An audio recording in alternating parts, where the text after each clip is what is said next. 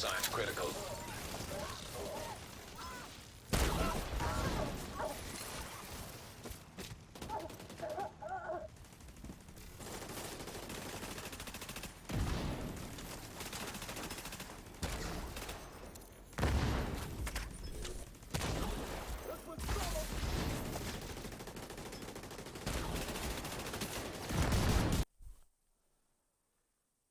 What's up guys, WOOO here, back again with another Division 2 video guys. Welcome back. Today's build is all about, again, huge damage indeed, but still viable for everyone within the game. Anyone who owns the game can put this build together, so you don't need the Warlords of New York expansion. If you don't have this, you want a top tier build, a skill build, then look no further, this is what you're going to need, and it's going to prove absolutely key in any heroic content. Whatever you're doing, solo, you're talking in a group, you're going to be absolutely shredding because of the huge damage output with this particular build. Of course, guys, if you enjoy the video, enjoy the build, thumbs doodle. It helps me, the channel, it helps the video, and of course, now I'm at 10k. Just keep slapping those likes, guys. I really appreciate it. And of course, if you're new to the channel, drop the WOOO bomb on the sub button, ding the bell to be notified when I upload my shizzle. Guys, let's woo this. Now this build, again, this build can be slightly better. That's for sure.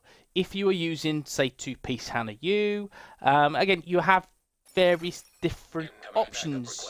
You could use two-piece Gruppo, of course, yeah, but this is not about, that's not about the Warlords pieces of gear. This is all about just gear that drops within DC. And there you have this really tasty build.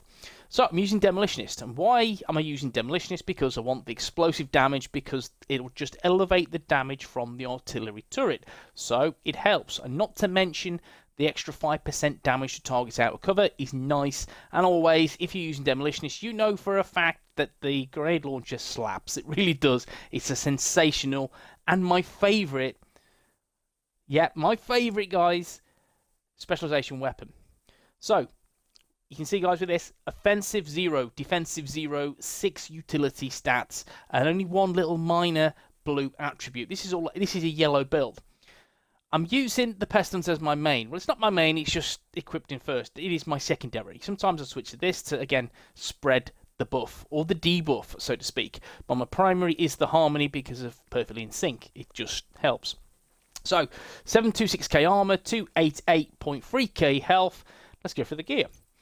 I'm rolling with Hardwired. Hardwired 3-piece. Why WOOO? And that's because 15% skill haste from the 2-piece, and the 3-piece offers me 15% skill damage and 30% repair skills. The 3-piece is really, really strong. I mean, if you don't believe me, test it, come back to me and let me know if you feel any different. But the 3-piece is awesome because of that 15% skill damage. It's really cool, not to mention a bit of skill haste as well. The only problem is, with this, again, you only have one attribute, one core attribute as the slots, which it is what it is, guys. I'll handle it any day. But again, it works for me. So, one skill tier, then the attributes are skill damage and a skill haste utility mod. Try and get skill haste on all the mods if you can. And the second piece hardwired is the holster. And again, guys, it is skill damage. And the last piece of hardwired, again, the song remains the same. It is 10% skill damage. And you will see the recurring theme with this build is try and get skill damage everywhere possible to elevate the damage for your skills. Now, the knee pads, I'm rolling with China Light Industries Corporation, the 2-piece. That's 15% explosive damage. And with this particular build that I'm rolling with, explosive damage is kind of key because you're rolling with the artillery turret, which, again, will ascend that explosive damage. So you just need to be rolling with that. It just pays dividends to do so. So China Light Industries Corporation is key. And also remember the 2-piece because of, again, that skill haste. What you can do with this setup, if you want to take away the skill haste, you can roll with 2-piece Wyvernware. So that's skill damage and status effects because of the bleed from the artillery turret. But it's entirely up to you how you roll. Then we have the backpack. The backpack is the 1-piece Wyvernware, and that is skill damage.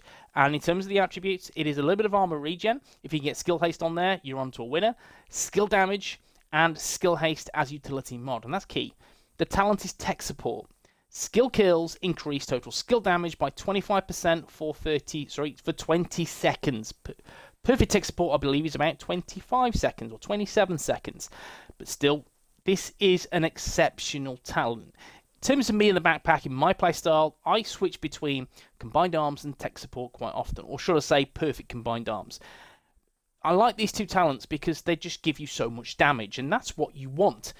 Viable options, again, combined arms is also brilliant, but again, with this build, you are squishy, so combined arms would perhaps risking it for a biscuit, so personally, tech support is better value. The other option, of course, is shock and awe. But still, you're not going to get the damage output necessary to really push this build any further. So tech support, in my opinion, is best in slot on this build. Now the chest piece is this really good China Industries Corporation piece, which is nice. I'm rolling with the 2-piece. Again, explosive damage and skill haste. Max skill damage, 10.9% skill haste, a 12% skill haste mod, and the talent glass cannon. All damage you deal is amplified by 25%. All damage you take is amplified by 50%. So you know for a fact you are squishy. You are like a rat in the headlights, because if you get seen, you will get squashed. So it is key with this build to utilize tech support as the backpack talent. Combined arms is too risky because you're constantly popping out of cover and it doesn't work. So it's something to bear in mind if you're going to build this or try and get this together in PvE. Glass cannon, tech support, I feel that's the best option. Glass cannon is strong, but again, it's not for everyone. My playstyle is highly aggressive. So with this, it's a risk me using this. But once you use it, once you get used to glass cannon, once you get used to again having your ass fixed in that cover, then you'll see, guys, the damage will be through the roof. Weapon-wise, again, Pestilence, I use it. Yes, of course I use it, but it's not my main. It's just equipped as my main. Sometimes I'll switch this because I want to hit that debuff. And again, Glass Cannon will elevate the damage from the Pestilence as well. So it's a reason that I like using it. LNG damage, damage dogs out of cover, and damage to armor. Plague of the Outcast. Hit supplier debuff, dealing 100% weapon damage over 10 seconds. This stacks up to 50 times. Whenever an enemy dies with this debuff, all stacks are transferred to a nearby enemy within 25 meters. Again, this is really, really good. You can sit there and just shoot. Yeah, you kind of get the drift. It's a powerful secondary weapon. In terms of mods, again, these are fixed exotic weapons. They have fixed mods. That's rate of fire, stability, and accuracy. Now, the main weapon I have is a Harmony. And I've had a couple of these drop, and to be fair, the rolls have been quite poor. This is the one that I'm using. It's rifle damage, crit damage, and damage to targets out of cover. But it's all about the talent perfectly in sync. Hitting an enemy grants 20% skill damage for 5 seconds. Using a skill or damaging an enemy with a skill grants 20% weapon damage for 5 seconds. Damage increases are double where both buffs are active at the same time. This is a really good weapon. Now, this is not everyone's cup of tea, or, you know, it's the Marmite weapon. You're either going to really enjoy this weapon, or you're really going to loathe this weapon. Again, because of the slow fire rate, perhaps, or just sometimes it feels a bit cumbersome, a little bit clunky, but personally, I like it. I get used to it because of the talent. I want the extra damage. I'll find a way to utilize this particular weapon. Now, I find, which is really useful with this, you have to have a skill variant that is consistently dealing damage. And I find the Striker Drone or the Assault Turret are your kind of best secondary skills to offer. Personally, with this build, I'm running with a Striker Drone, which does some nice damage and goes up to 160k damage per tick, which is nice. But again, it is entirely up to you what you roll. I'd recommend with this build is that Striker Drone or Assault Turret to get the most out of this setup. And then mod-wise, critic chance, they are rounds, critical chance, and critical hit damage. And my sidearm is the backup boomstick. Yeah, guys, I don't really use this.